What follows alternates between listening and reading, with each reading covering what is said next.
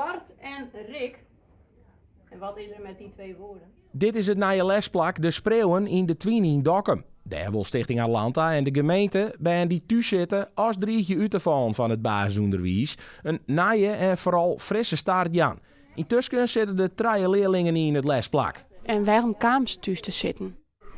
Terug voetballen een beetje.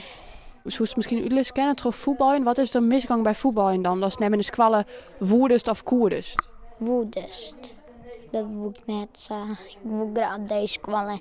En mijn zus die komt altijd met hele leuke dingen thuis. En dat vond ik echt wel leuk. Bij de vorige squallen zie je dat we mij 36 als we mij zien alweer.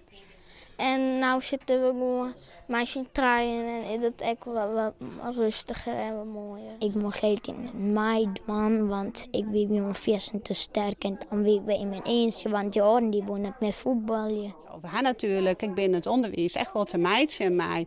Nou ja, ik wil een grote wet en regelgeving. Daarin had ik wel prutten van het team van de school verwachten wordt. Ik een prutten daarin van ben. En net op alle ben passen hun hele schoolloopbaan in dat lijntje van wat nou uitzet is. Dus ben ik een heel aantal ben, ja, die springen eigenlijk eruit.